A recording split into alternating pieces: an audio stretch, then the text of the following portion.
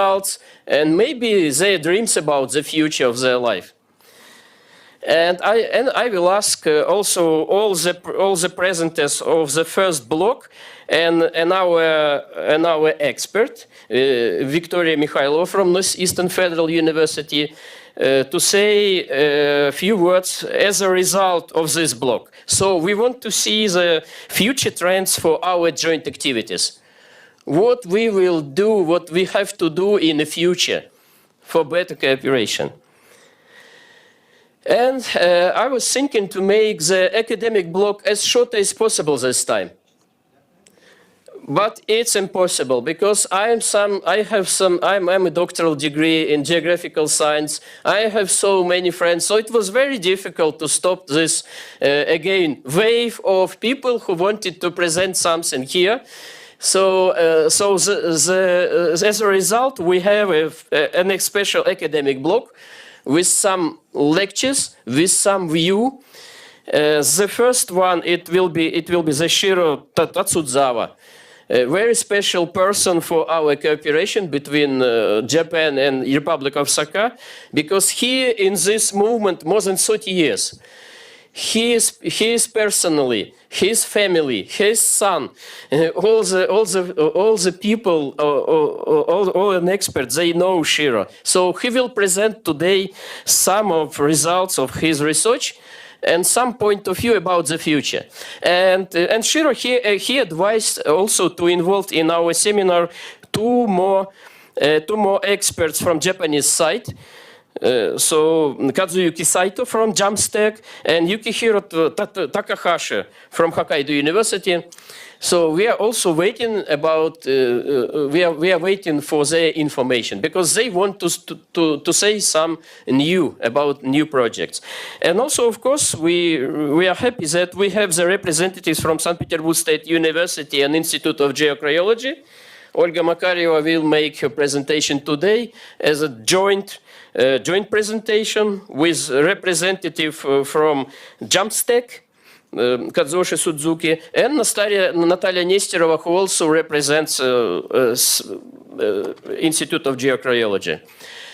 And as a final words about, oh yeah, I can recognize, yeah, all these people, finally we can see, yeah, so nice to see all of you. And as a final, I want to ask also one of our experts, Eileen Espirito. She will make the final words expertise after the second academic block. And by the way, Eileen Espirito, she is very early morning now in Norway. Thank you very much for coming, for so early wake up. And she is the lead of thematic network of UArctic, Arctic in Asia, and Asia in Arctic.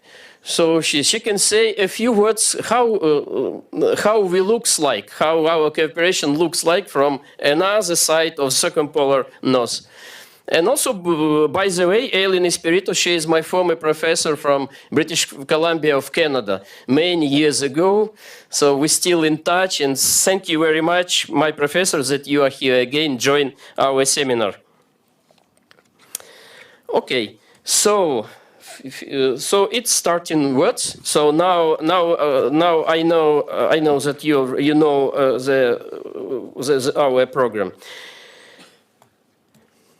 And I have to say something in Russian. Sorry, a few words. Да, это я просто для того, чтобы переводчики могли сориентироваться, перехожу на русский язык, потому что выражаю свое глубокое уважение чрезвычайному полномочному послу Японии в России, который знает русский язык намного лучше, чем мы в профессиональной деятельности. Я с удовольствием смотрел в интернете ваши интервью, общества ведущих вузов нашей страны. Это очень редкий случай, когда господин посол говорит на нашем языке, нашей страны, на русском языке. Дать возможность предоставить слова. И, конечно, еще раз спасибо большое, что вы обратили внимание на наш семинар. attention to our seminar. As I mentioned in the beginning, it is a tradition in our seminar that we had the support from the US, from Finland, from Norway and other countries, but the representatives from these countries were from the Arctic Circle. And this is the first time when such an honorary representative of Japan is present at our seminar. Thank you very much, and now I give the floor to you. Thank you very much. I am an ambassador of Japan to Russia, and this is a great honor for me to speak here today. Dear ladies and gentlemen, the topic of today's seminar is green ecology. Japan government announced that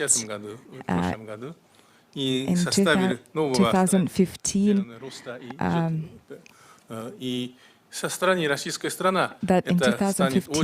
we started developing the cooperation between our countries, and now I feel that the government of Russia is taking this issue more seriously, the issue of ecology. Recently, I participated in the Eastern Economic Forum, and I was very carefully listening to the presentation of your president, Mr. Putin, on this regard, and he is addressing the problem of green economy, and especially I'd like to notice that Mr. Putin noticed that it is very important to fight the climate change. He noticed the cooperation in creating hydrogen and ammonia with our green partners. And he also mentioned Japan separately. So here we can see that the mutual interests of Russia and Japan are increasing. That is why it is a big honor for me to talk here. And given the opportunity, I would like to encourage you to pay attention to three main directions in which we are already cooperating with Russia. First, it's the energy and certain projects that are being implemented in the Sahara Republic. These are the projects of producing energy from the wind energy that is now operating in Dixie in cooperation with Japan. And in this site, the station is using Japan's newest technologies of regenerating wind power. I participated online in one forum where the head of the Republic, Aysen Nikolaev, participated, and I mentioned three main points of this project. The first one is to improve the quality of life of people in Dixie. This is a very remote area.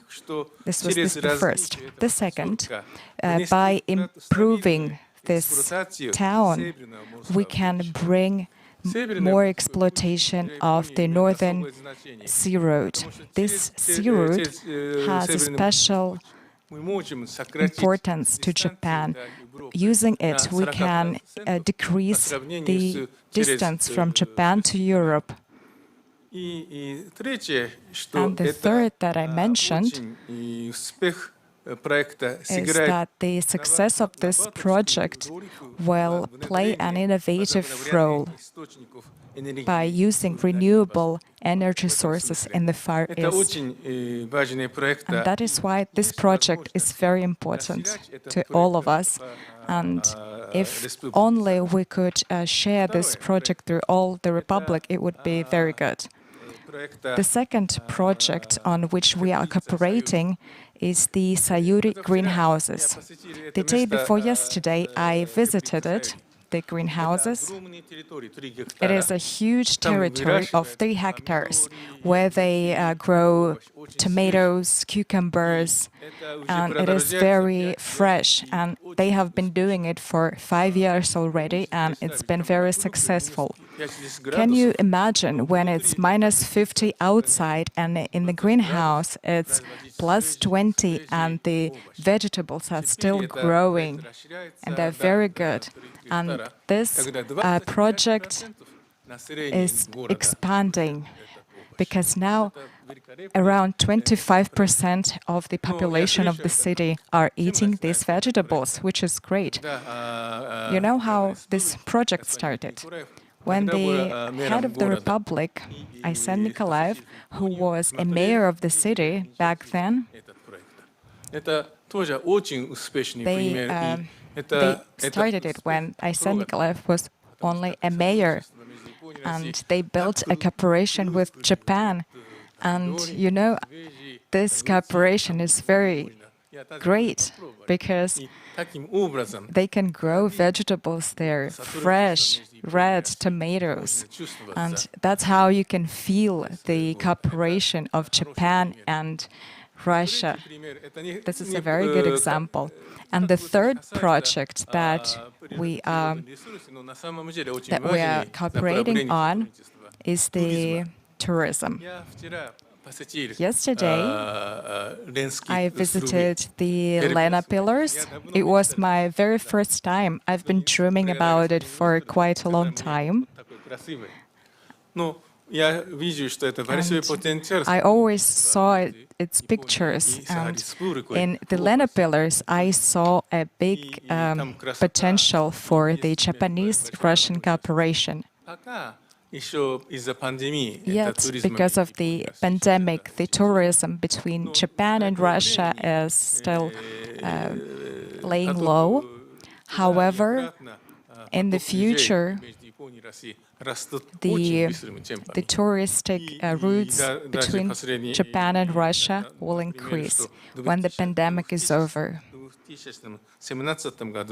In 2017, we saw that the amount of tourists between Japan and Russia increased by 40%. And we could see these numbers and these UNESCO heritage with our own eyes. We understood that in the future it would be a very popular tourist attraction for Japanese tourists. On my way, the minister also showed me a place where they are planning to build the bridge through the Lena River. And Japan has a big experience in building bridges.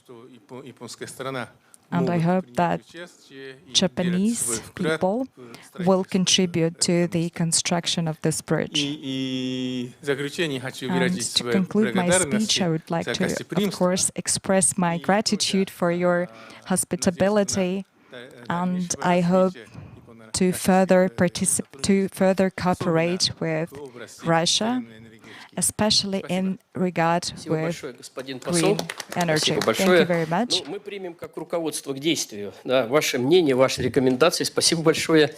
Я хочу предоставить возможность сказать тоже несколько слов в наш адрес. Thank you very much, and I would like to give the floor for a few words to the Minister for International Relations and Ethnic Affairs of the Sakha Republic, Gavril Kirillium. Thank you, dear guests, Your Excellence. On behalf of the Sakha Republic and on my behalf personally, I would like to greet all the participants of the Northern Sustainable Development Forum, especially this Russian-Japanese seminar, Cold Lands, that has to do with cooperation in the North and in the Arctic. It has become a traditional event within Northern Forum, and it gave a higher status to the seminar. I And of course, this year it happened because this Northern Sustainable Development Forum is held within the chairmanship of Russia in the Arctic Council. And of course, it is a great honor to have the ambassador of Japan here with us. This also really elevates the status of the event. The cooperation with Japan started last century when Japanese companies participated in the development of coal deposits in southern Yakutia, and it was a pleasure for me to know that one of the experts and professionals who made a great contribution to prolific development of South Yakutia coal was actually the father of His Excellency the Ambassador. And of course, the next thing that promoted this cooperation was the fact that in the Northeastern Federal University, in the early 2000s, they started teaching Oriental languages. And of course, it also promoted the cooperation.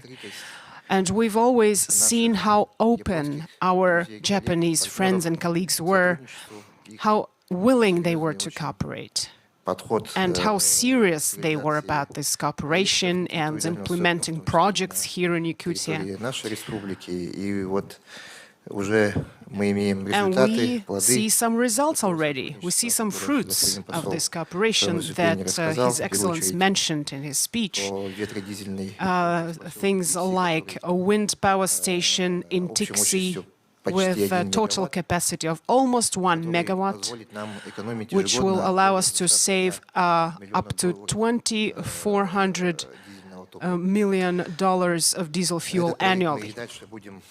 Of course, we will be developing this project further, including in the fields of this forum.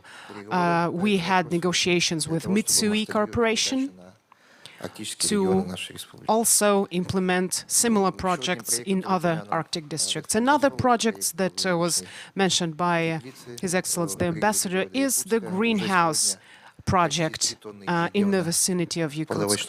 Almost 3 tons are produced daily and sold in Yakutsk, 3 tons of vegetables. And it is a very good target to cover this 100% of population of Yakutsk, to give them access to these fresh vegetables, because we will be building this 3rd facility next year. We have signed a special memorandum with a Japanese Bank for International Cooperation, JBIC, and this memorandum allows us to fund joint projects implemented together with Japanese partners in the Republic and in Yakutsk. And going back to Arctic cooperation, I would like to underline that there is very active cooperation with University of Hokkaido.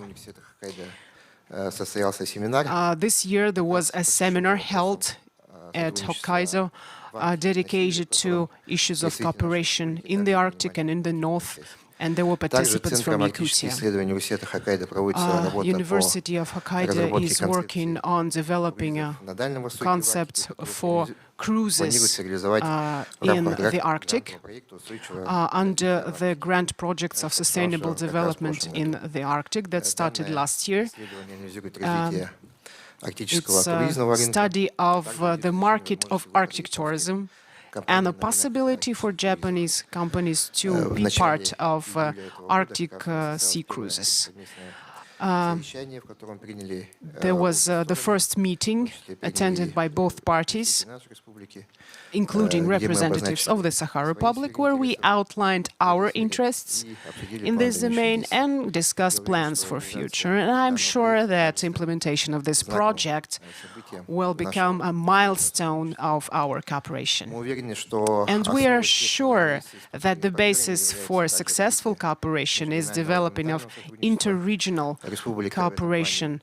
The Republic is very open for any contacts with any stakeholders of Russian-Japanese interaction. Of course, we are ready to continue our scientific exchanges, educational exchanges, and continue our joint efforts for the development of the Arctic and the North.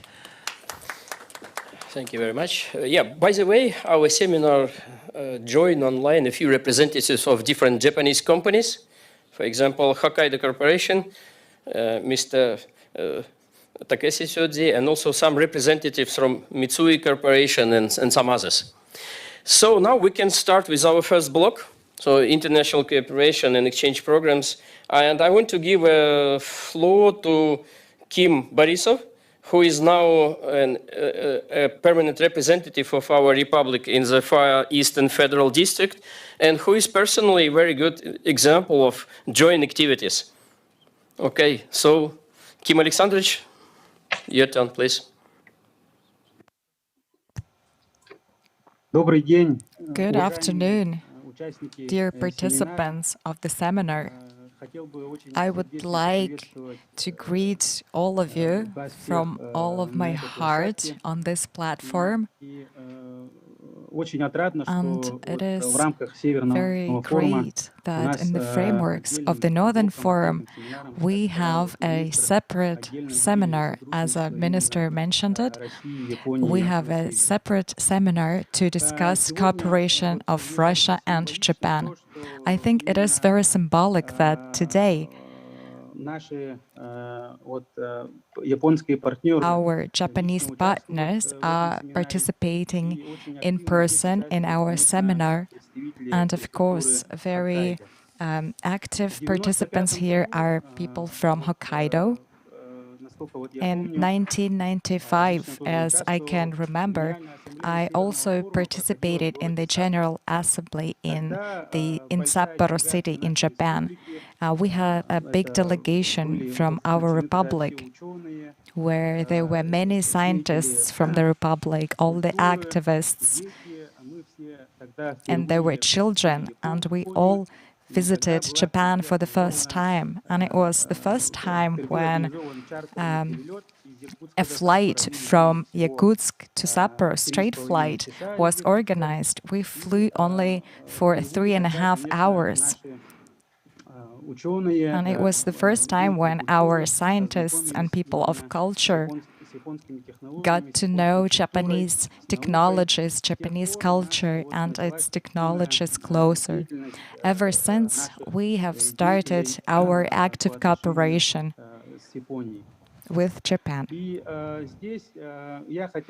And I would like to mention that a big role in our participation is played by culture, the culture of the northern people, and the culture of Japan. Today, the ambassador mentioned that he visited Sayuri greenhouses, and we can see how big projects are turning. And if you ask us why we call these greenhouses Sayuri, it has an important for all of us meaning. You all know that from 2003 to 2008 in Yakutsk, Miss Sayuri was working in Yakutsk. We see her husband with us here present. Sayuri-san was living in our climatic conditions for 5 years, and she was working in the leading music school of our city. She was teaching how to play the flute. But she was not only teaching, she was also helping Yakut people to know Japanese culture better. Despite her very busy days, she was always trying to hold workshops on tea ceremonies. She was holding classes on Japanese language, and she was a Japanese member in our northern part. And when we built our greenhouses, we were thinking of how to call them. And Sayuri-san is known by everyone in Yakutsk. She's known by all the activists and by all culture workers in Yakutia. And she's known by all the activists who are involved in the cooperation with Hokkaido and Yakutsk. And that is why we decided to call the greenhouses Sayuri. And here we need to mention that our Hokkaido researchers from the Hokkaido University, they are making a big work on researching, on studying our north. Mr. Shira Tatsuzawa, who is here with us today, he's conducting deep research in our northern latitudes, and he has an understanding of the problems that exist here. And we are very glad that such projects and such people work with us.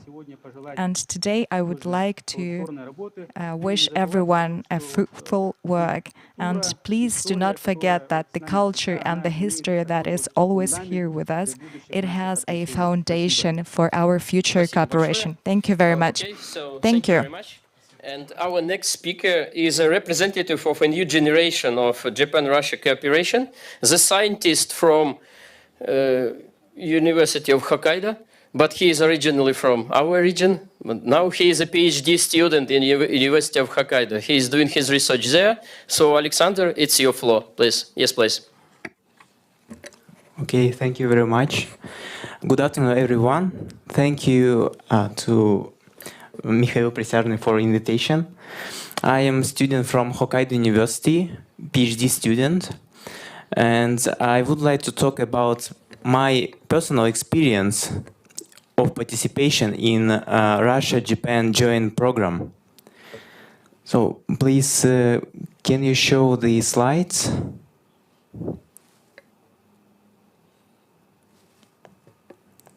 Okay, so next slide, please.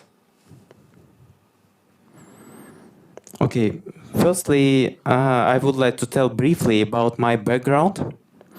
I used to be a student of Northeastern Federal University at Yakutsk, and I graduated Institute of Engineering and Technology in 2016.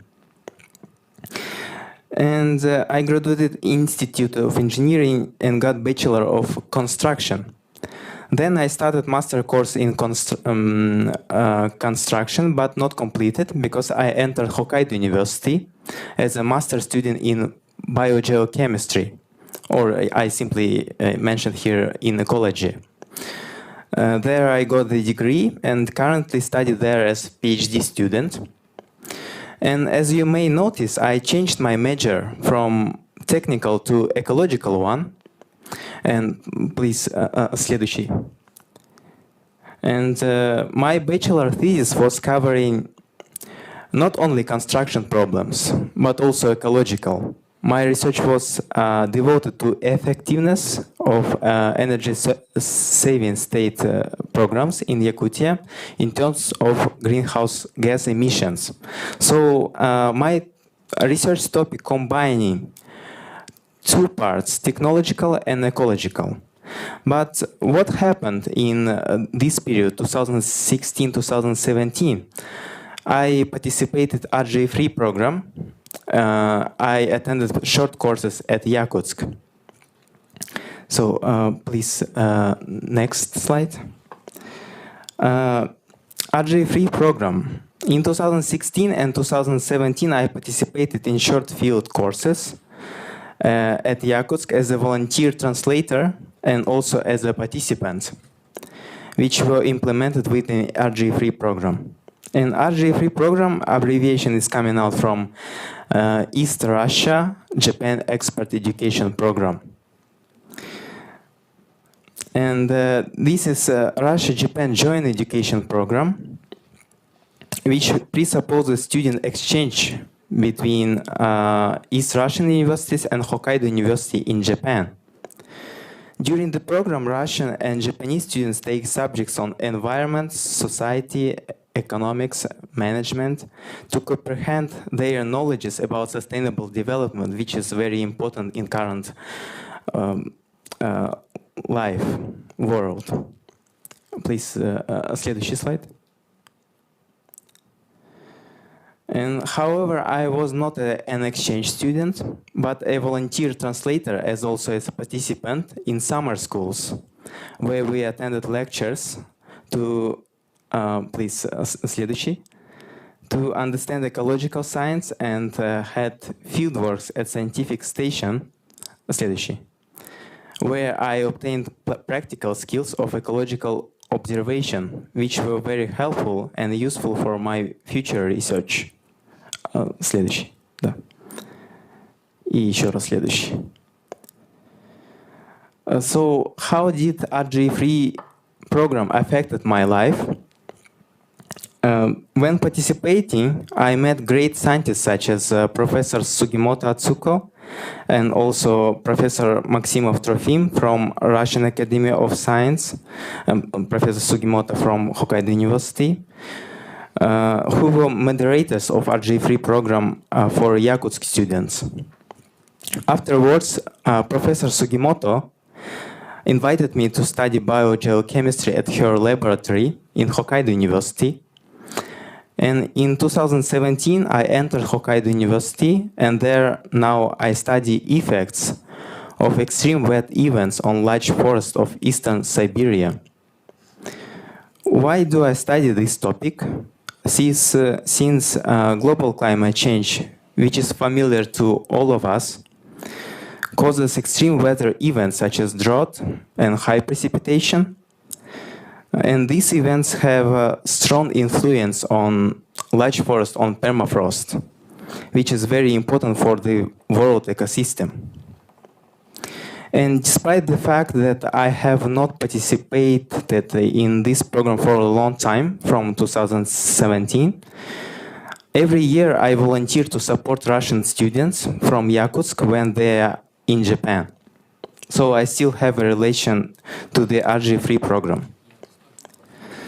And beside RG3 program, I participated in the COPERA project, a joint project of Russia, Japan, and the USA, purpose to estimate carbon budget of permafrost ecosystems at settlements of Arctic. And from Russian side, Mikhail Prisyazhny was the head of this project. From Japan, my current supervisor, Professor Sugimoto, and from USA, Kenji Yoshikawa. So RG3 program affected my life very much. So I am planning to go on with ecological research and participate in international projects between Russia and Japan. So thank you very much.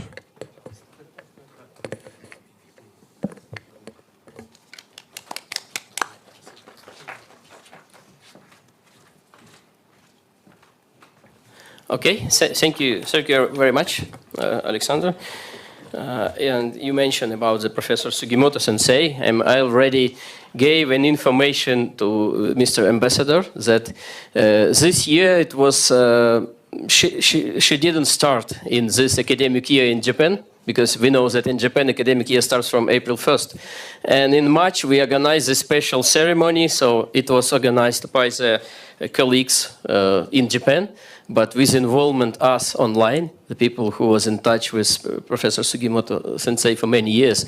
And I asked Mr. Ambassador to give our special award from the Ministry of Education and Science of the region. So it's special award, which is thanks for her activity during the long period. Okay, so next presentation will be made by Alexei Khachay, who will make it online. So it's a general director of some kind of platform for supporting the Japanese investments. Yes, please, Alexei. Добрый день. Добрый день. Good afternoon. Can you hear Yes, me okay. well? Thank you very much for giving me this opportunity to talk here at the forum today. Our company is called the GGPV, Japanese Project Promotion Vehicle in the Far East. We concentrate and we give consultations to support Japanese business in the Far East. We consultate the companies that are already doing business in the Far East and for those who are only planning to do it. And also, we're giving consultations for the companies who are thinking of the ways to expand their businesses. Our company is responsible for the Far Eastern regions.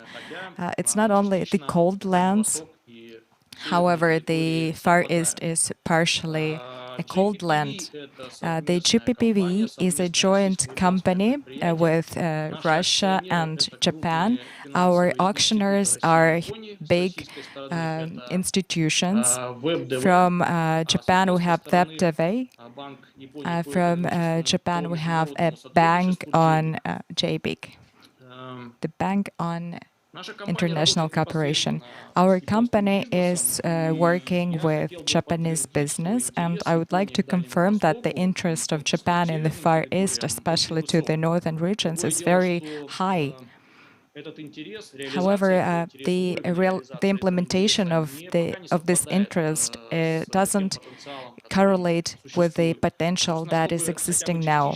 So, to get rid of this issue, we are helping Japanese companies that they are facing the problems. And I would like to mention that this platform, our platform, is getting more popular. We already working on 12 projects, and we have investors there, and Japanese companies are involved.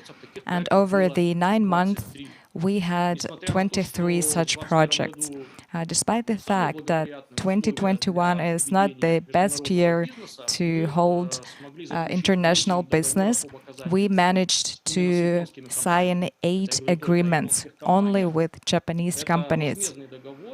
These agreements were of charge, so we receive payment for providing service.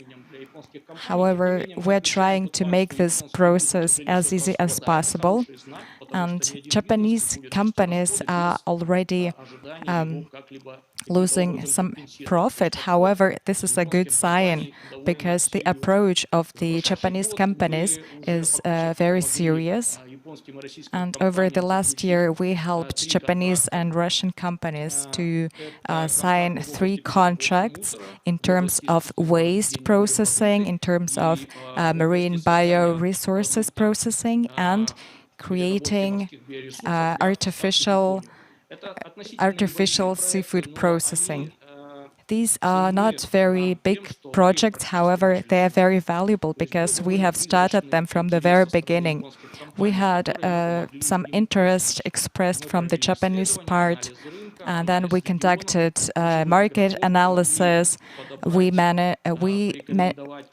distinguished who could be potential partners. We helped them to build relations. We helped them with papers in 3 languages, in Russian, Japanese, and English. We always consulted all these deals, and with a big honor, I would like to say that maybe this project could not be implemented this successfully if not for us. We also have 3 more clients who are very close to signing their contracts in exporting corn and soy. We are expecting that this will be a long-term partnership. And if all the technical issues are settled, we hope that this year we will manage to start these projects. We also have Japanese companies that are involved into big into big projects. For example, we have a project where a Japanese company helps to move SPG in Kamchatka. It will be in the framework with Novatech, with consortium of foreign countries, and we will be sending it to the Asian market. We have already agreed on investments. And lately, JPPV is actively involved into creating airport infrastructure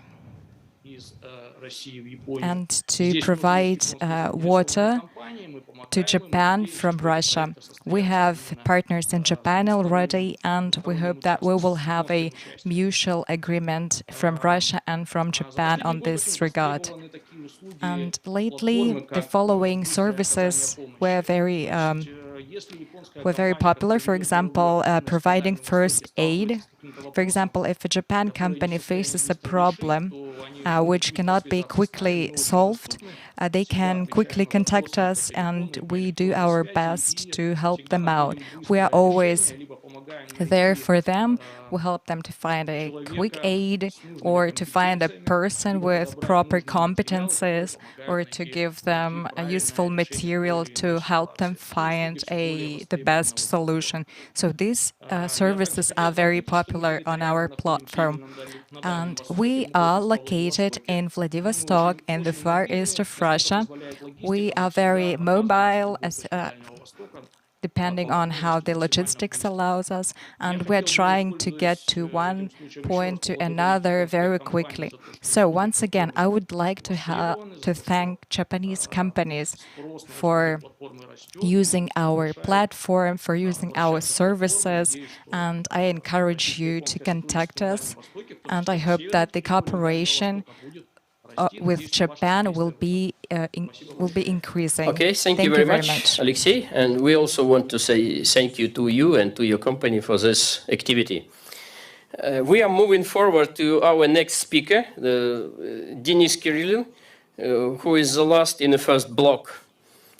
So, and Denis, he represents the Department of Urban Development and Transport Infrastructure of Yakutsk City. Okay, please. Всем добрый день, уважаемые коллеги. Hello, dear colleagues. Thank you for invitation, Mikhail Yuryevich. Отрадно участвовать. I'm very happy to participate in this format. Меня зовут Кириллин Денис. My name is Kirillium Denis. В свое время учился в Северо-Восточном федеральном университете. Once I was a student of Northeastern Federal University, and I have participated in RG3 program and wanted to tell about my research.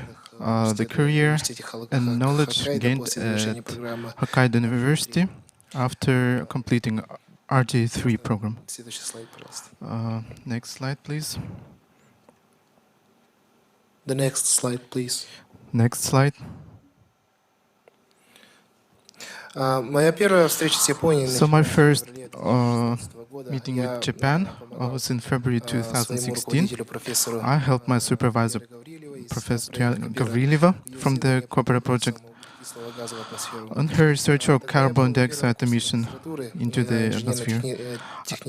Then I was a first-year master student at the Engineering Technological Institute. At that time, I had opportunity to meet Professor Sugimoto at her laboratory. Next slide, please. During my stay at Hokkaido University, I learned about the existence of RG3 program. When I returned to Yakutsk, I wanted to try training in this program. So I passed the interview and entered the Hokkaido University. And starting there from 2016 to 2017. The topic of my research was the project of a sustainable campus for NEFU. The main idea was to turn NEFU into a pilot for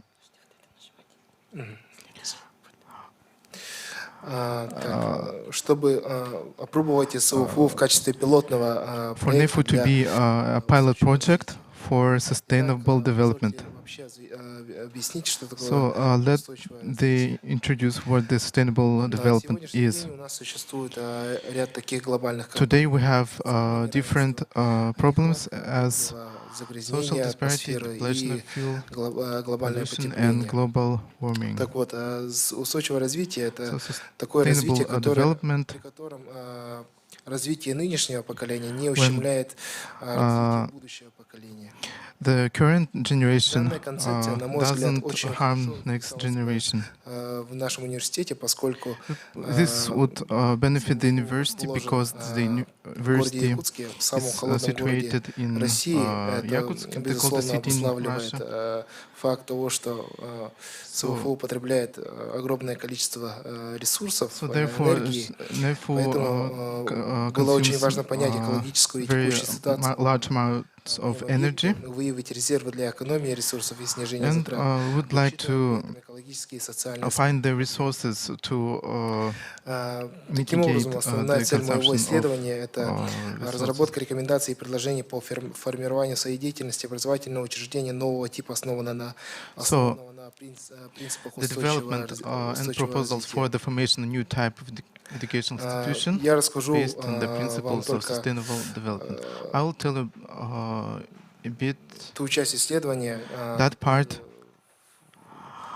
на опыте которого я on which basis узнал в университете Хоккайдо. Это, безусловно, learned in the University of Hokkaido. потребление энергоресурсов. This is analysis of the В соответствии со своей второй задачей consumption of исследования resources. ресурсов, затрат на коммунальные услуги, So чтобы выявить резервы для сбережения. I analyzed energy resources for the current situation На этом слайде вы on можете resource увидеть виды consumption. And ресурсов, которые here потребляет you Северо-Восточный see федеральный the университет. resources that are consumed by the NEFU, electroenergy, heat energy, hot and cold water supply, Газ. and gas consumption. Я проанализировал и посчитал, сколько I have analyzed and calculated how much energy resources we на тонну consume условного топлива. in 1 year in terms of tons После of этого fuel я смог equivalent. посчитать, сколько углерода и углекислого газа After that, I calculated the carbon and carbon dioxide emission 2016 год. during the period Так, в среднем 2012 and 2016. За один год So около therefore, it's about 60, 407 тонн 100, углекислого газа. 407 tons of Конечно, таежного леса carbon dioxide хватает, per year. чтобы вообще поглотить углекислый Of газ course, there is enough из СВФУ и taiga to absorb the carbon dioxide emission from the university and the глобальное Yakutsk. потепление, оно However, продолжается. Кроме того, в the этом global warming is лес keeping поглощает углекислый газ, но количество поглощения on, углекислого газа continuing. может снизиться в будущем. So, Конечно, это необходимо не только для реализации проекта устойчивого calculate кампуса the СВФУ, amount of carbon dioxide и социальных for as many аспектов the Северо-Восточного future. федерального университета. Теперь хотелось бы A bit немного about рассказать my о своей карьере. career. Но сперва надо затронуть город, в So котором я first, работаю. I need to tell you about the Yakutsk, 3600 квадратных which is километров. 3,600 square kilometers. The population 324 was И как я уже говорил, Якутск самый большой 351 people на Вечной population. мерзлоте и один из самых холодных городов в мире. This is the largest city on permafrost and one of the coldest cities in the в world. отделе градостроительных Currently, разрешений, I am a chief specialist в in департаменте the градостроительства и транспорта. Department of Urban Planning of the Department of Urban Development and Transport Infrastructure. So I consider the documents received for obtaining building permit and ensure the implementation of urban planning documentation in Yakutsk. Here are several moments from my работа с жителями for Якутска. example, the construction of social. В период своего обучения я получил колоссальное количество During my знаний, studies, в I частности, про received влияние big amount климата of на knowledge, растения. particularly Я about выяснил the важность и influence of ценность climate. лесов и вечной мерзлоты для I планеты, found out а the также importance and углеродный value of цикл forest and системы permafrost таежных лесов. for planet as well as the О Северо-Восточной cycle of Азии, taiga в частности, о том, какие коренные народы населяли, Northeast где они жили, Asia, in их particular about the indigenous where they live, their life and culture, elements of urban planning, about the carbon cycle of taiga ecosystem and etc. As a result of studying, I have received necessary information for my research. I have received a large amount at the Faculty of Environment, published an article of sustainable development implementation in other university nationally. And I think the Hokkaido University is one of the best examples of such implementation of sustainable development. This knowledge allowed me to successfully complete my master's degree and get a place as the administration of Yakutsk. So I want to express my appreciation and gratitude to organizers, to those who participated in the development support of RG3 program. It was a great opportunity to gain knowledge and make friends with people from other universities. So this strengthens friendship between our countries and creates a platform for exchanging the knowledge experience and creating something useful for our world. Okay, thank you very for much. attention. So in this presentation, we can see how knowledge and academic background can help in a practical work on municipality level. Thank you very much. And we will try to go back in our time schedule. I hope that it's very close. And I want to give a floor to Victoria Mikhailova for some expertise of this block. So we finish the first block. Yes, please. Добрый день, Hello, уважаемые dear участники нашего семинара. participants of the Cold Lands seminar. Я начну с того, что I will start with saying that we live in the era of postmodernity. основная черта этой эпохи. The main aspect of this era is uncertainty and risk. И вот поэтому наш форум. That is why our forum is called Sustainable Development. Это связано прежде всего с It has to do, first of all, with the North. And what was mentioned by speakers before me, all of this has to do with ensuring well-being in the North. First of all, sustainability is well-being. It is quality of life, and quality of life is environment, ecology, economy. That His Excellency the Ambassador mentioned green energy, all things connected with preserving the environment, as mentioned by other speakers, to preserve what we have for future generations. Как я уже сказала, что мы живем в мире We live in the world of uncertainty and risks. И в этих условиях, конечно же, In these конкуренция conditions, сильно возрастает. competitiveness is strong. Университетов, And the task of the universities, because можно сказать, от Северо-Восточного федерального университета, I speak поскольку я on там behalf работаю. of the Northeastern Federal University, because I work there. So the task of university is to keep competitive. То, что мы сегодня And собрались, partnerships that we are discussing today, российско-японском, Japanese-Russian partnership in particular, it is built from the shared tasks or targets of development.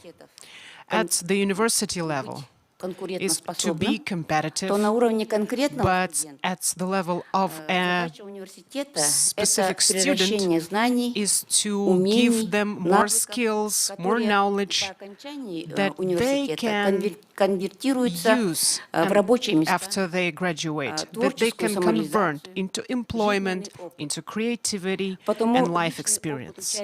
That's why personal experience of participating in international educational programs is a very good advantage. It is very crucial for a future expert. I will tell you briefly about our university. We also have exchange programs. They are ongoing. Last year, for example, as per the data of International Office, we signed 29 new agreements with international partners, including with Japan. We had Kawasaki Medical School.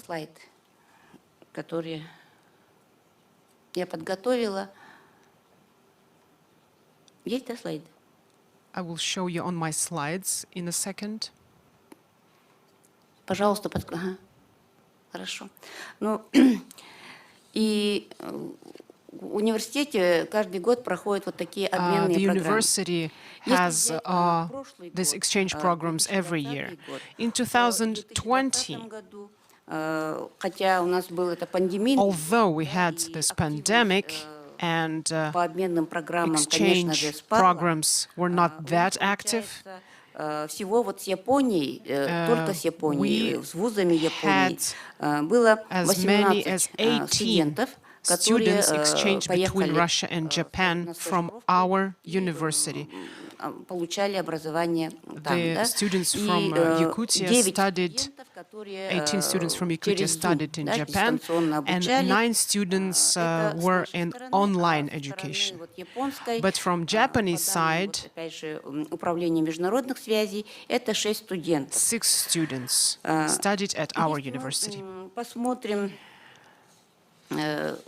вот образовательные программы. So if we look at academic programs, уже вы слышали, есть the программа, university has которая была a создана program launched based on many years of cooperation of Doctor of Biological Sciences Trofim Maksimov and Professor of University of Hokkaido Atsuko Sugimoto. Это сетевая программа, This was a networking master's program joined with Hokkaido University, Sustainable Development of the Arctic. This was to train professionals in environmental studies, resource studies, and protection of nature. Every year they take 5 to 6 students into this program, 5 students this year, who study first here in Yakutsk, and during the 3rd semester they go to the University of Hokkaido,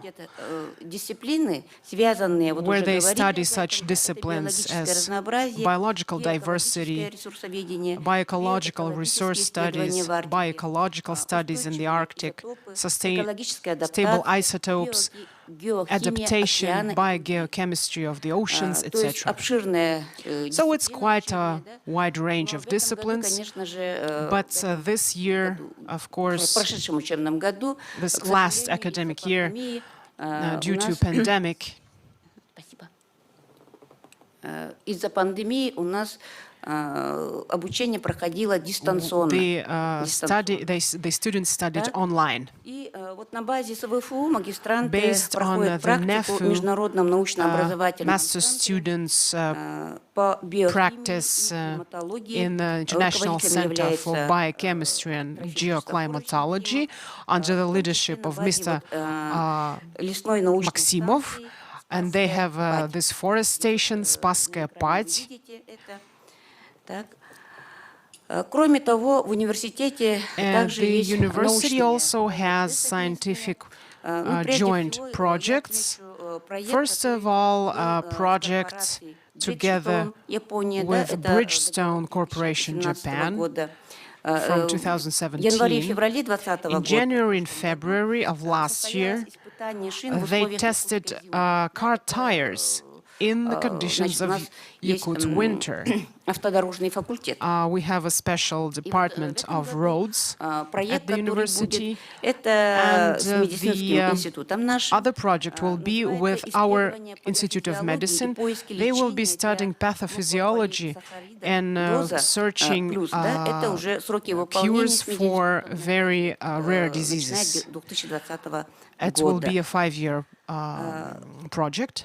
Кроме этого, Besides that, сказать, что у нас в университете the university есть множество has an entire range of относятся к disciplines североведческим дисциплинам. that belong to the field of northern На будущее, studies. вот как раз Михаил Юрьевич And вначале Mikhail о том, что какие тенденции mentioned the trends for future. You wanted me to партнерстве японскими вузами. Мы, конечно же, mention можем something предложить to be дисциплины, done которые, jointly with Japan. имеются у нас. There Это are some уникальные disciplines дисциплины. that are unique that В этом we году, are offering. таких дисциплин у нас, This year we have 103 дисциплины, да, по самым разным направлениям. 103 Это и по such disciplines in естественно-техническим many направлениям, domains, in это natural по sciences, социально-гуманитарным technical направлениям, sciences, это педагогическое, humanities, направление teaching, и междисциплинарных. and interdisciplinary И as well.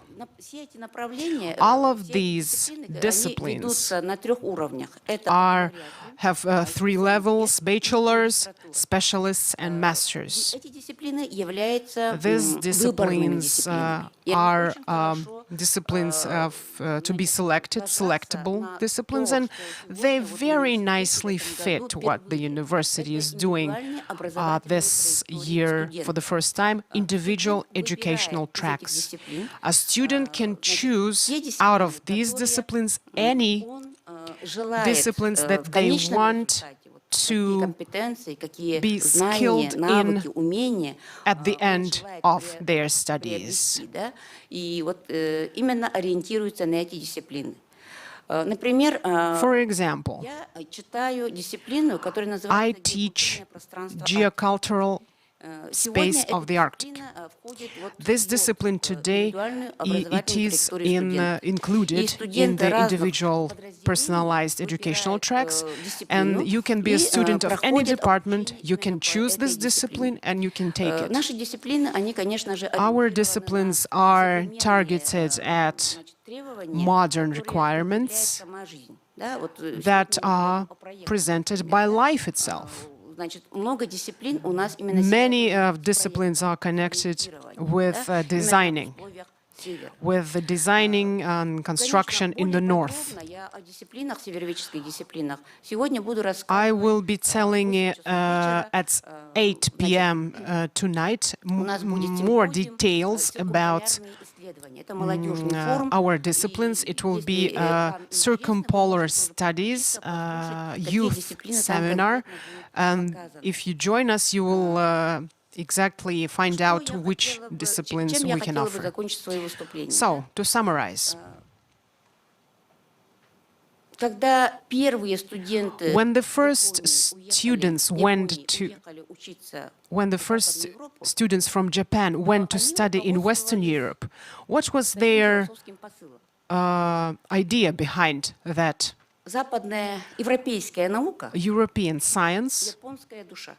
and Japanese soul. Я бы сказала так, что перефразируя So if we rephrase вот такой посыл, that message, that сегодня concept, Япония это today высокоразвитая Japan технологическая страна, is a highly developed, super developed самая развитая country technologically. И поэтому That is why, технологии let's call it like Japanese technology, это культура and северных the народов, soul is the culture of которые northern живут у peoples. нас, Peoples that we have here in the издревле Republic ведут who культуру в условиях вот have таких, been жестких living in климатических such условий. harsh climatic conditions and взгляд, вот developed a такой very посыл, unique culture. So maybe this could be a технология, message. So the structure, the form is technology, and the content is the culture. Maybe it will fit to describe if we talk about cooperation in future.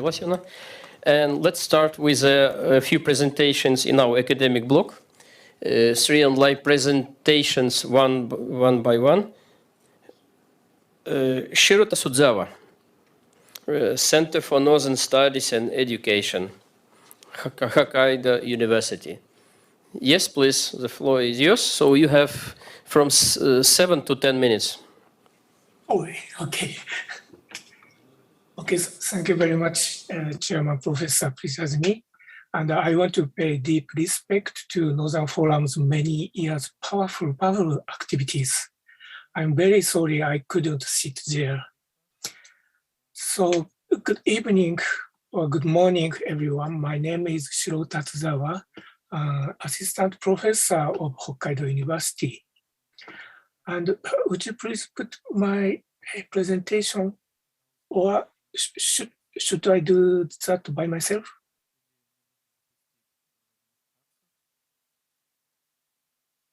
I do. Just a moment.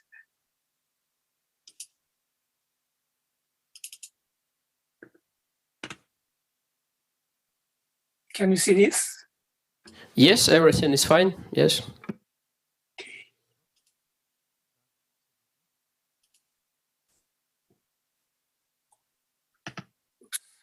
Okay. So, do you have my presentation file?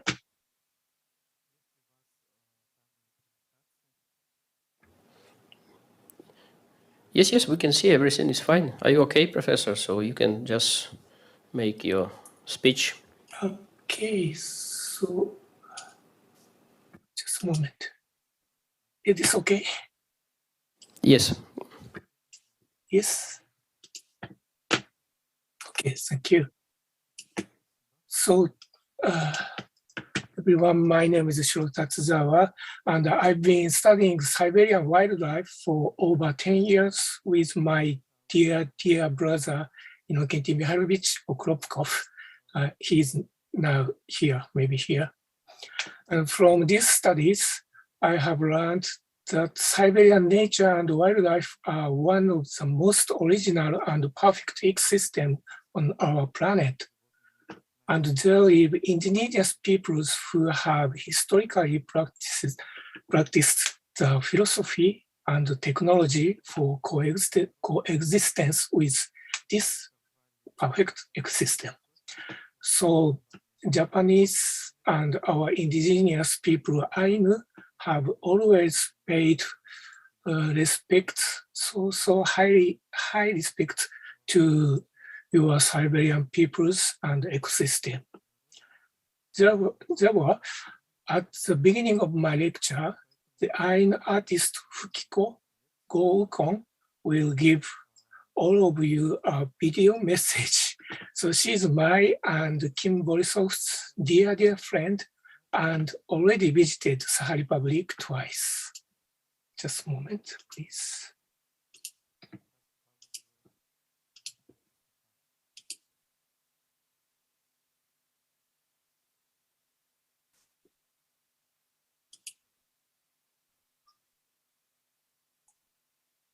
Can you hear this? No, not yet. No. We can hear.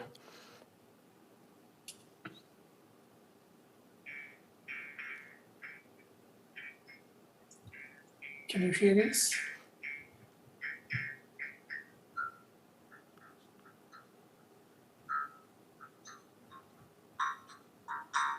Yes, thank you.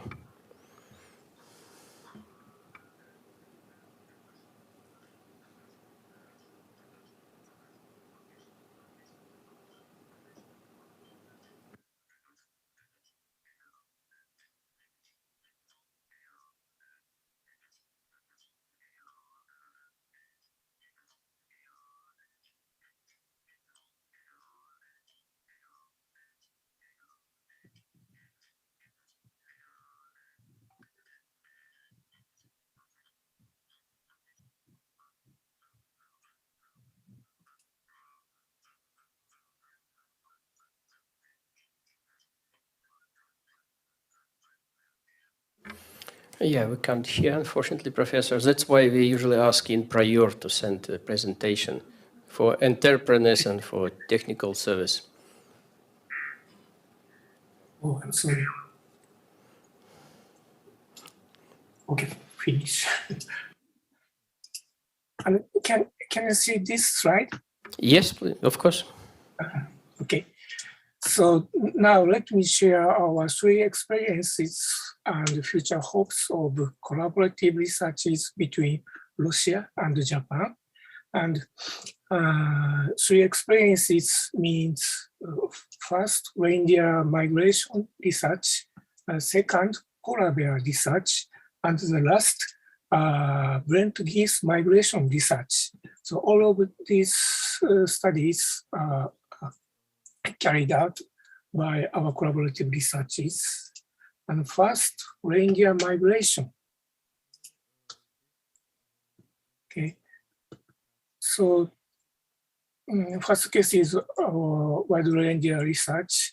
As I mentioned, the Siberian people and their ecosystem have maintained a highly sustainable socio-ecological system, SSE, but over the last 3 decades, climate change has transformed Siberian ecosystems and increased disasters and made local people difficult to live in this traditional socio-ecological system.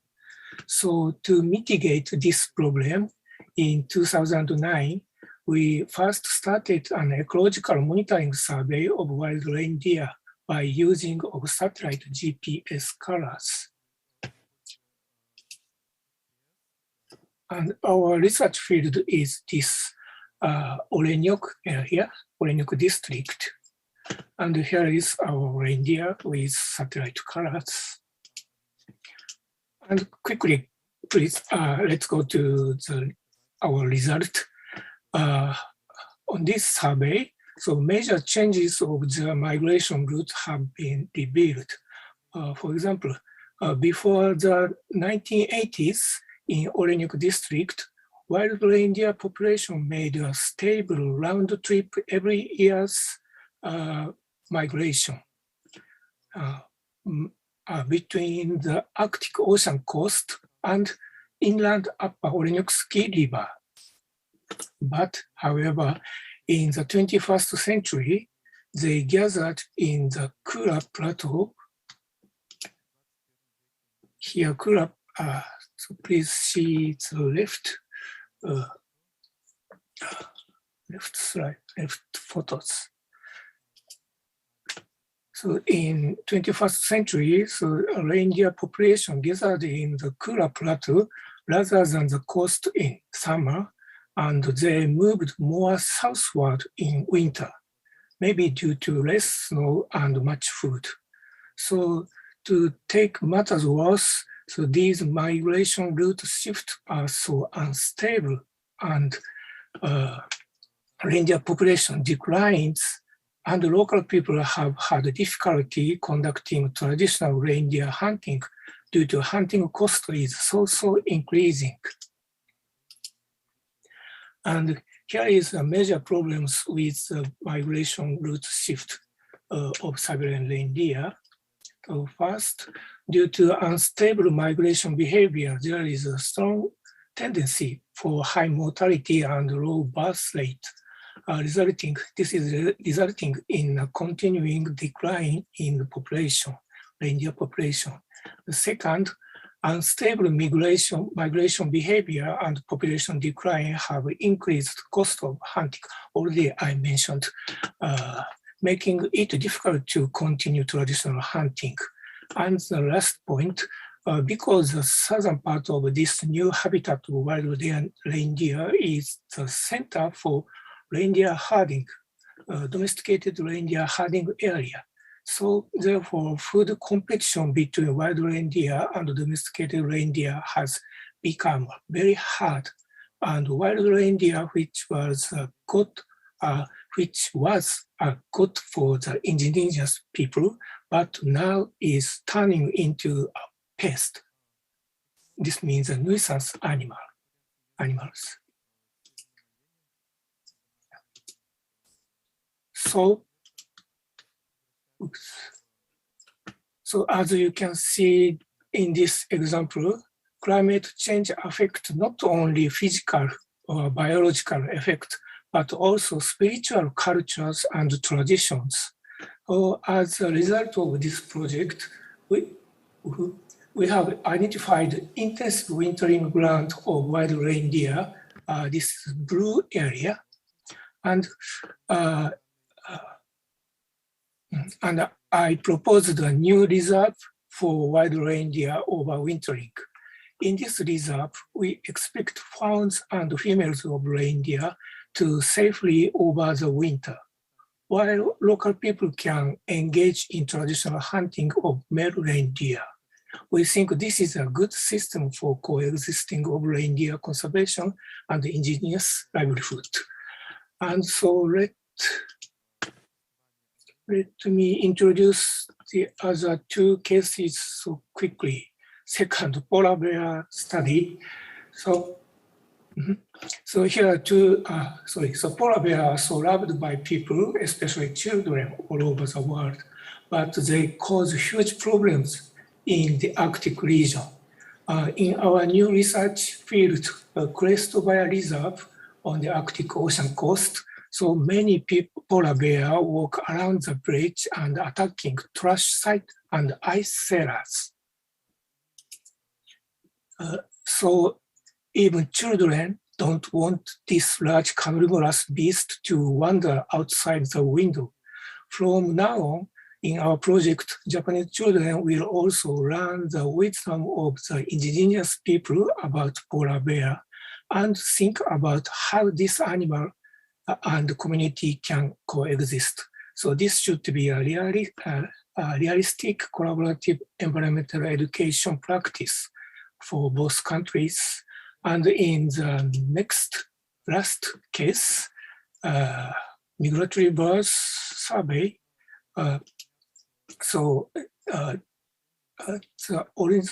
We have a small ornithologist group in our project, and they have been working on the migration route of brant geese. This black bird, brant geese, for 5 years. Although brant geese is a priority protected species under the Arctic Council and is also designated as a natural monument in Japan, but its life history is unknown at all. Therefore, we installed a satellite transmitter every year, and finally the migration route of one brant geese was revealed just last year. So sorry, Professor, you already exceed your time limit. Please check time. Sorry. Okay, and so would you please give me 1 minute or less? 1 minute.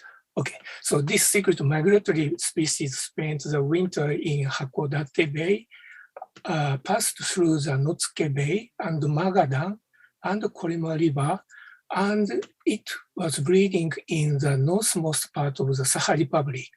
This case teaches us that we cannot protect even this one individual unless our collaboration among Russia, Japan, and all other countries on this migration route. What's more, this individual has returned to Japan through the Medvedej Islands. This is our new research site for polar bear. So I was very surprised by this result, and I felt that this goose says if we collaborate more, we can conserve the entire ecosystem. And this means that we can conserve the really sustainable socio-ecological system with indigenous people's traditional lives by our collaborations. So please remember the musical conversation by Fukiko-san at the beginning of my lecture. In this conversation, all of us felt we are connected each other, maybe between Japan and Siberia. So migratory wildlife tell us just as our ecosystem are connected, so our cultures and hearts are also connected. So this red area, please see this. Okay, thank you, Professor. Okay. Okay, so this is the last message. So shouldn't we collaborate more and more to hand over the sustainable planet to our children? This is just our message. Thank you very much. Okay, thank you very much, Professor. Sorry for this, but it's some limitations, of course, you understand. So next, we have at least 3 more presentations, 2 short presentations from Japanese side, and one more, Olga Makareva, she is here, she is waiting. And also, I want to give at least 5 minutes for our expert conclusion. So 5 to 7 minutes now for Kazuyuki Saito, who represents the Research Institute for Global Change from JumpStack. Yes, please. Okay, thank you. Can you hear me? Yeah, sure. Yes, go ahead. And okay, and see the slideshow? Okay. Yes. So, hello. Thank you. Hello, dear participants to the Cold Land seminar. I am Kazuyuki Saito from JumpStack, and very honored to have this opportunity to talk with you. I'm leading a project on food life history of the North, conducted at the Research Institute of Humanity and Nature in Kyoto. But this is really international collaboration work. So international meaning from Alaska, Japan, and also from Siberia, Yakutsk. And today I'm going to talk about why and how we study the underground cache practices in the Arctic communities. And I'm going to show that the Russian-Japanese collaboration is a key component of the project. This is the background information. As you know, the Arctic region has been warming at a higher speed than in the rest of the world. And the impact of that warming has been demonstrated in several aspects in the atmosphere and in land. And as shown here, the temperature of permafrost has been rising in the recent decades in most of the high latitude areas. And regarding underground cache or ice cellars or blues in Sakha or Lednik in Russian, what has been occurring? This is an example taken in Alaska. This ice cellar is flooded and damaged by seepage of brine or salty water.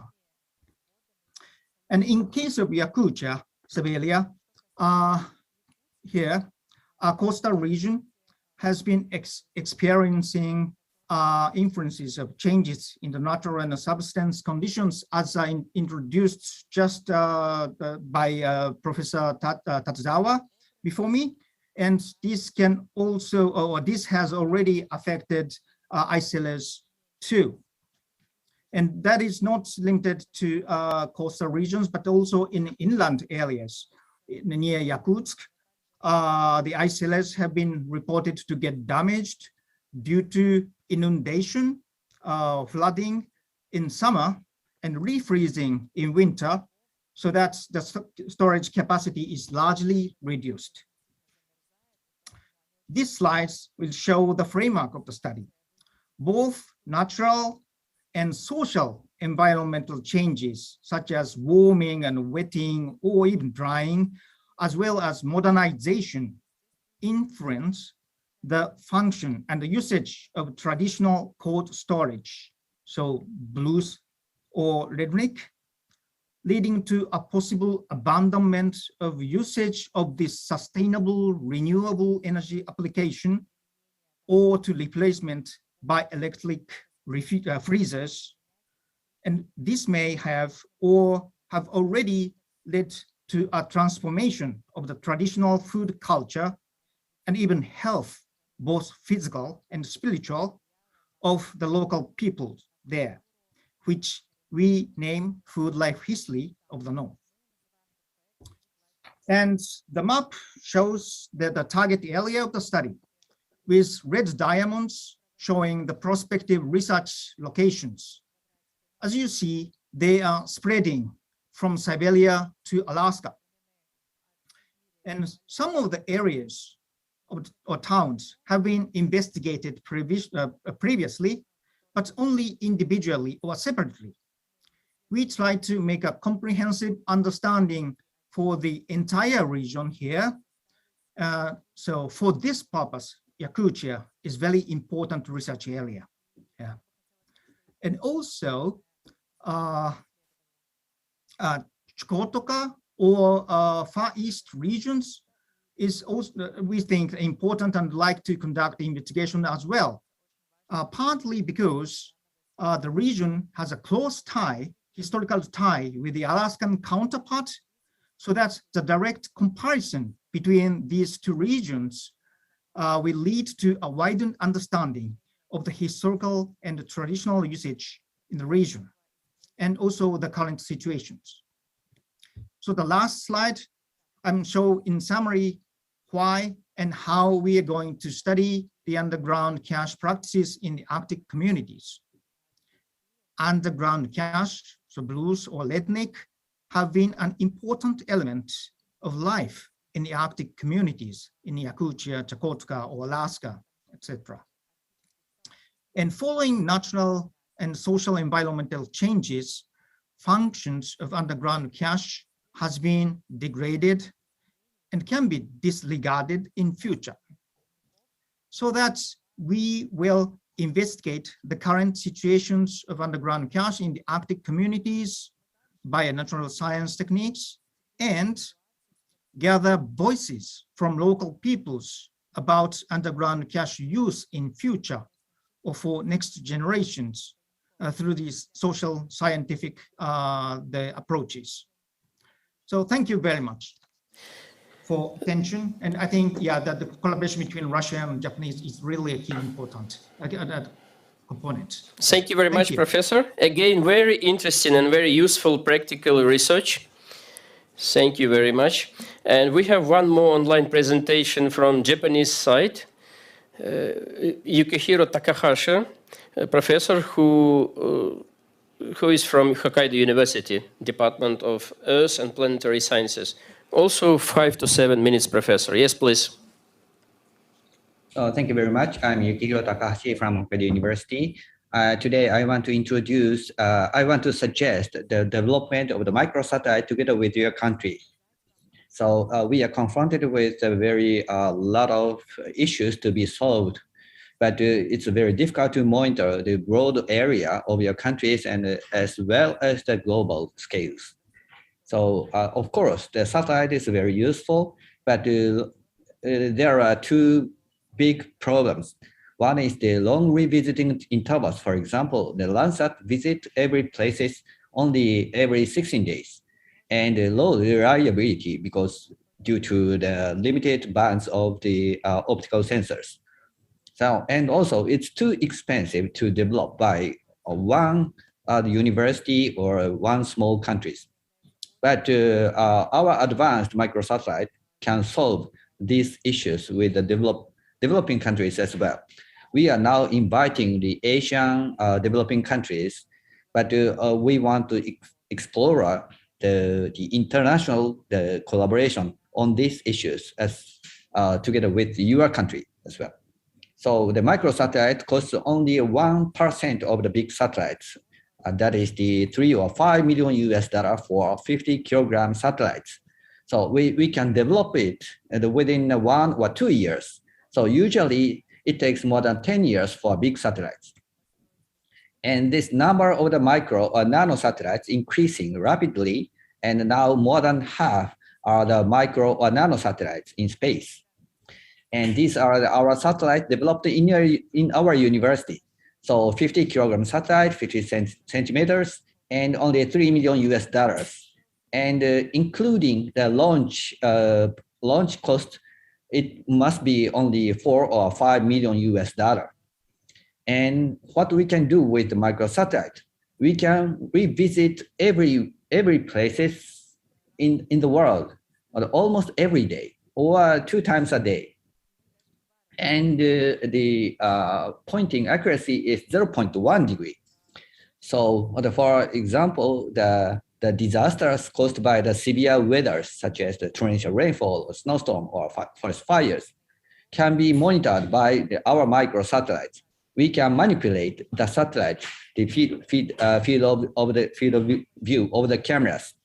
and we can reconstruct, for example, the very severe and dangerous thunderstorms as a 3D. So this quality is the #1 in the world, comparing even with the very big satellites over the world. So this is the very best one in the world. So, and forest fire as well, we can monitor the fireplaces using the infrared camera on board these our microsatellites. So that we can monitor the volcano eruptions and the typhoon the very developed clouds using these infrared cameras. And we can overcome the limitation of the accuracy in agriculture or forest management by using spectral cameras, very precise spectral cameras. So we developed very the cutting edge spectral cameras using liquid crystal technologies. Only one in the world, only one. So, and we can classify the tree species among these tens or over the tens of the different vegetations. So, and we can identify the tree disease in the plantation in Malaysia here. So this is not a satellite, but the same technologies can be applied to the microsatellite as well. So this is left side is our,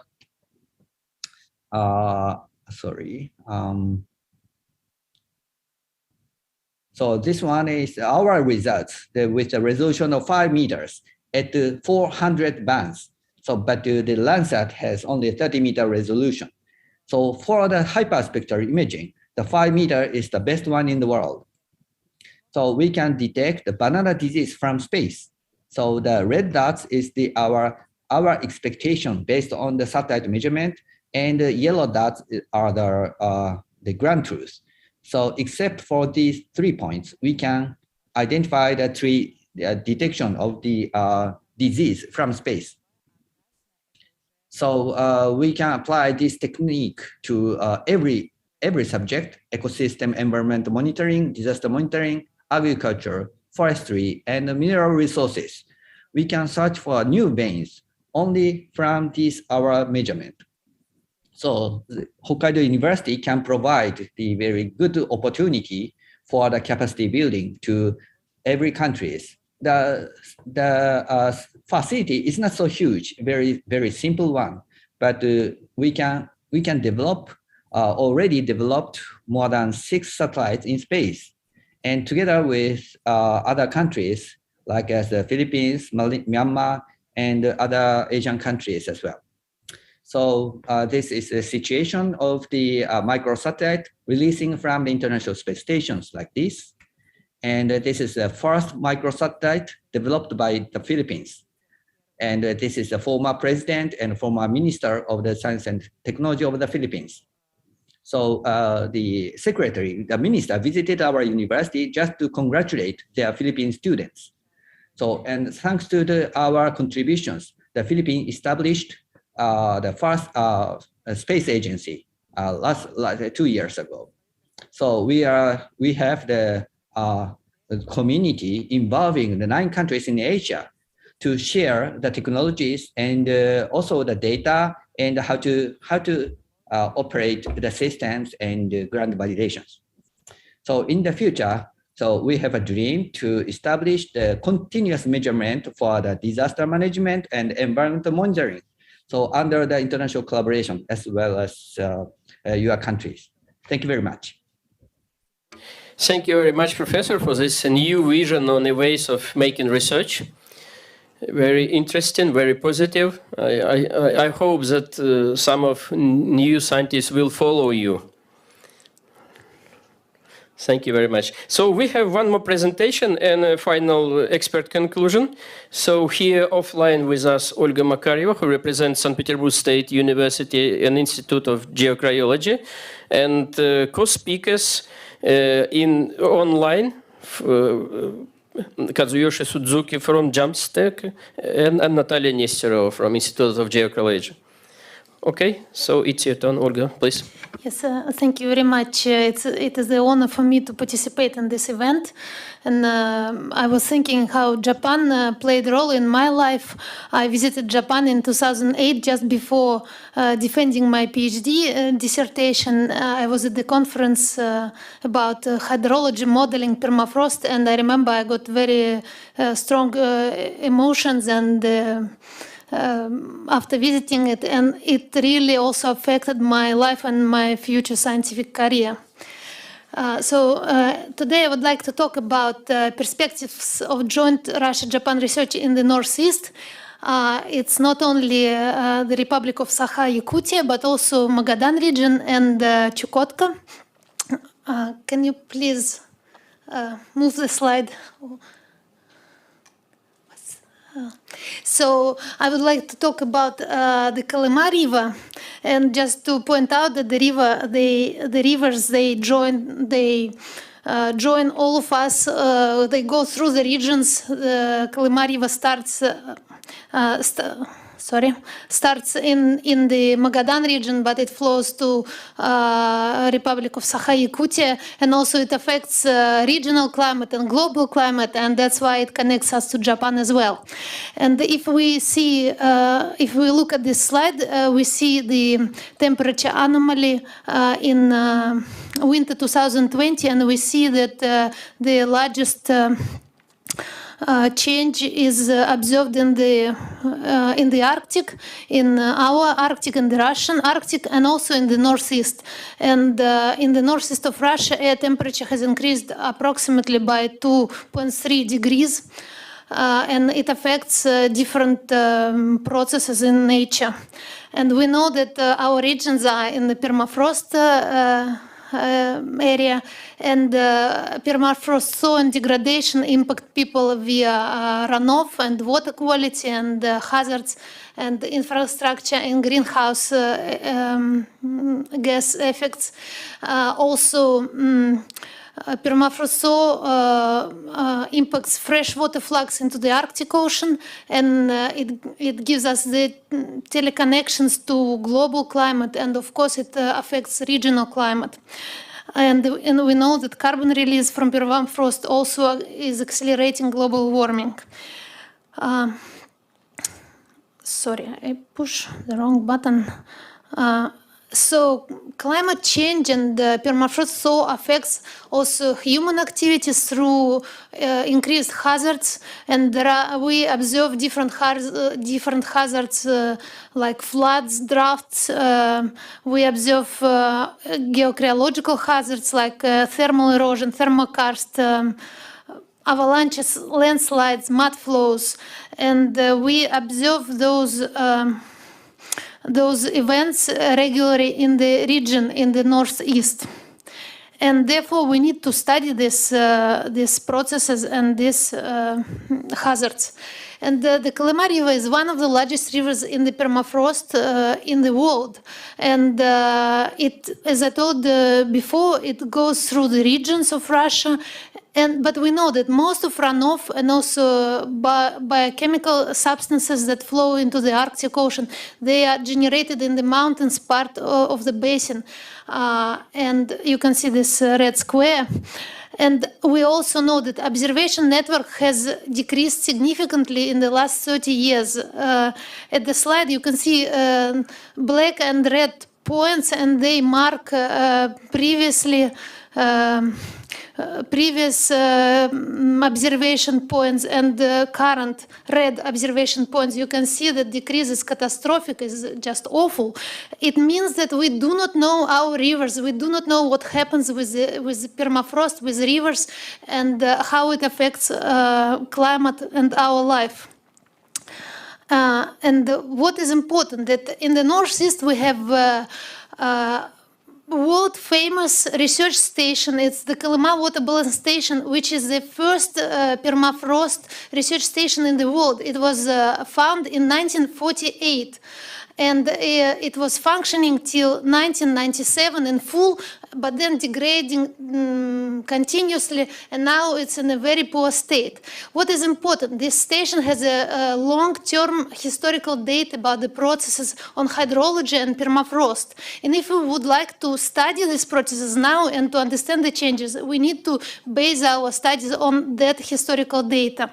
And what we propose with our Japanese colleague is to restore this station on the new by the new way, using from Japan modern research equipment and water quality analysis, the experience of setting new research stations, and from Russia, from us, it's our data, our historical data on stable climate period, our experience also of research in the harsh conditions. And we could run jointly this research basin, which would be important not only for the Northeast or Russia, but in general in the world, to study permafrost and hydrological processes. And if we go further, we need to project the changes in the future. It's about climate and hydrological and geocryological projections and about hazards. And again, we could use Japanese experience in development of high-resolution climate models and reanalysis, and use our experience in process-based modeling of permafrost and hydrology in these conditions. And what would we have? Not only some scientific results, but it's also a lot of practical results. It could be the risk assessment that our speaker was previously talking about, living in the risk and in the uncertainty. We would contribute into this practical field, like risk assessment for different types of human activities in permafrost and coastal zone of Russia and Japan also. And this would give us scientific base for, sorry, doesn't work. Doesn't work. Could you change the slide from your side? Anyway, these results would give us the scientific base for adaptive and optimizing measures in climate change conditions, so we could estimate the risks. We could no, anyway, I will just continue. We could project. We could give the base for scientifically based measures, how to adapt our economy, how to adapt our life in the climate change conditions. And although this project is not ongoing, but it's very important if Russia and Japan will support it, and we can use our experience together to fight the climate change issues and connect people in our countries. Thank you very much. And if my colleagues are online, I would like to thank Natalia Nesterova from Magadan. She's in Magadan now. And Kazuyoshi Suzuki from Japan. Yes, that's us. And also it's important that it's not only here who support this project. St. Petersburg State University, who is not in the Arctic, is also very interested in this project and research. And we could bring that experience also here as well. Thank you very much. Okay, thank you very much to Olga Mikhailovna. We've heard so many different cases, exchanges, opinions during this almost 2 hours. And I want to say thanks to all of you. You can send your questions, your comments in the chat here or send via email. And I want to say a special thanks to all the representatives from Northern Forum, all organizations who took part in our event as a part of Northern Sustainable Development Forum, and also to the technical service people, to all the translators and all the people who made this possible. And we still have 5 more minutes. It's very important. 5 minutes for final conclusion of our special expert. Thank you very much again, Professor Eileen Espirito from University of Tromsø, Norway.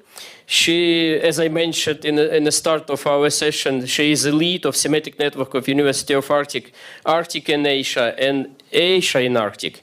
And she is very knowledgeable and special person for our seminar and for all of us.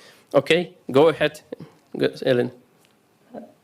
Thank you, Mikhail, and thank you for inviting me to be the expert on this. I'm not sure how of an expert I am, but I would like to thank all the presenters and also all the contributors who expressed the importance of exchange, whether it's educational or economic exchange. I'm just going to show you a couple of slides about the thematic network and what we're doing, and I think it encapsulates what the presenters have done here today. And it's basically to link the Arctic and Asia. So I would suggest the cold regions with the not so cold regions in the context of this seminar. But there are, I'd like to highlight 4 things that I gathered from this seminar. And that the first arises from the academic presentation by Shiro Tatsuzawa. I'm sorry if I'm pronouncing that very terribly. And that's the importance of indigenous knowledge in order for us to mitigate climate change. My example of that is the fires that decimated a whole town in British Columbia and Lytton. And what indigenous leaders have suggested is that if they had been consulted in fighting those fires, that perhaps not a whole town would have been burned by those fires. And I think that's a knowledge that we overlook, that indigenous knowledge is really important for mitigating climate change.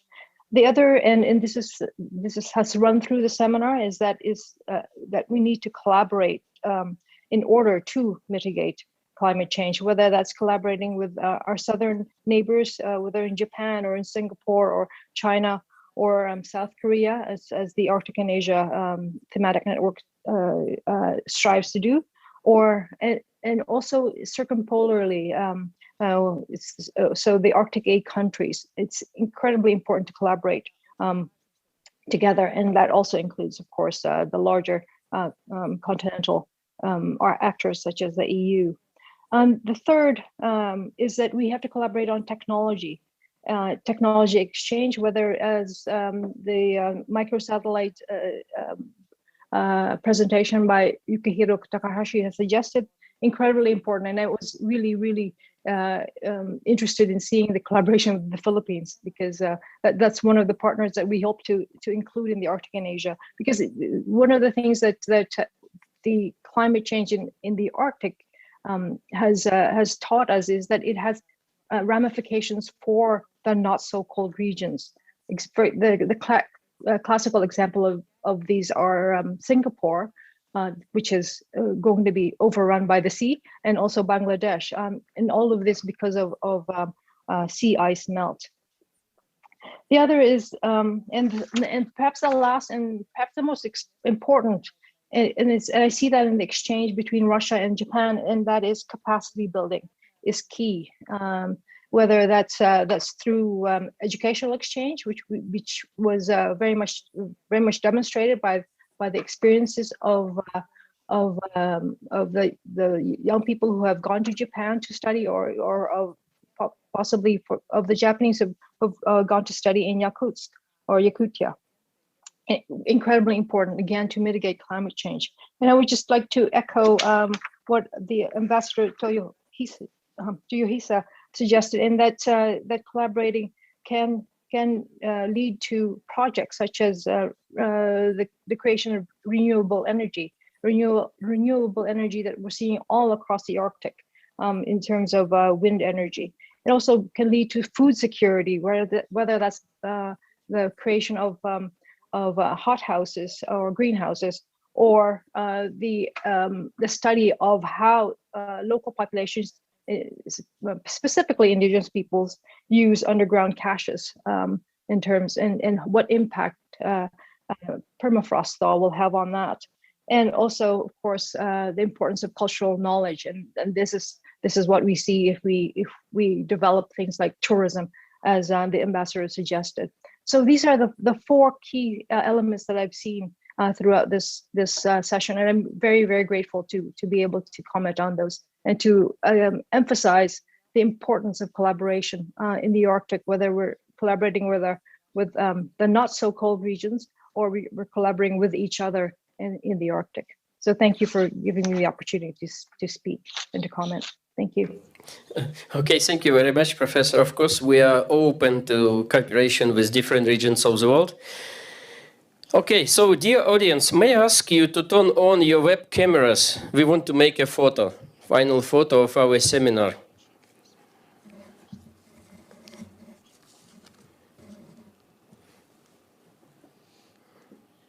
Okay. Please turn on your cameras.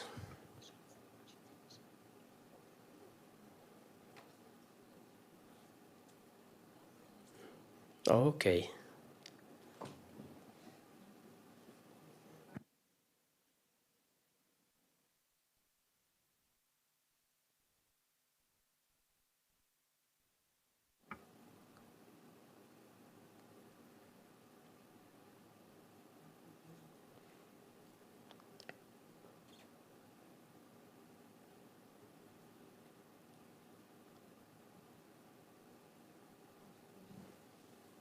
Okay. I just want to ask a technical service. Everything is done? Okay. Okay, thank you very much again.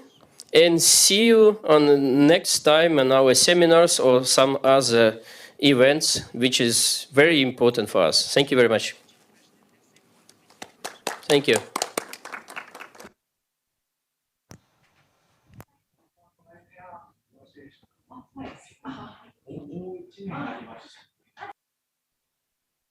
Thank you, everyone.